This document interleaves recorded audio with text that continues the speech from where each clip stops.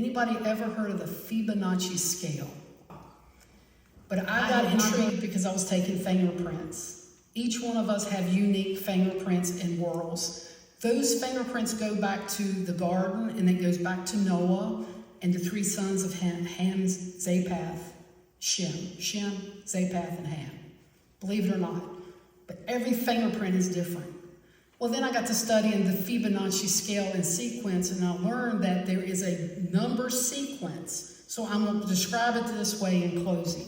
There's a number sequence that if I add 0 and 1, it's 2. Then I add 2 and 1, it's 3. And then I add 5 and 3, and it becomes 8. And I add 8 and 13, and it becomes 21. And there is a Fibonacci scale. He just discovered it.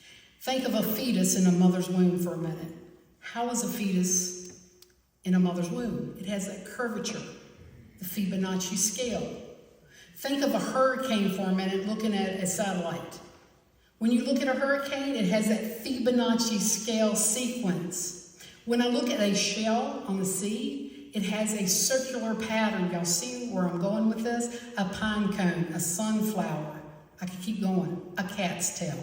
When a cat normally lays, it lays in a Fibonacci scale. Do you know why? It's just like this A&W root beer. A man named Allen and a man named Wright had a recipe to make root beer. They really liked it. They put it together and they realized, oh, this is good. This is my translation. So they put their names on it and said, we're going to market it. Allen and Wright. That's where you got your A&W root beer. Well, standing up here, you can look and see that it has brown, it has orange, and you kind of know that big in A&W. And most of the time you'll see the barrel with the fuzz coming out of it. The head, you know it's a root beer, right? Do you know why? When God created the earth, Fibonacci just discovered it. He realized that the creator of all, what we sung about at the beginning, he put his fingerprint on it, guys. He put the Fibonacci sequence in everything that is made nature. So when you leave today and you go out and you see how beautiful, oh, I grew up in such a beautiful area. You cannot help but see the Fibonacci scale.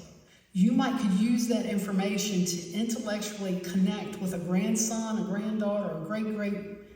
It's amazing because when they began to understand, and they're a nerd on that level with numbers and the sequence and the patterns, I've watched young people go, wow, I see what you're saying. And then it opens the door for me to start talking about who created the very Fibonacci sequence.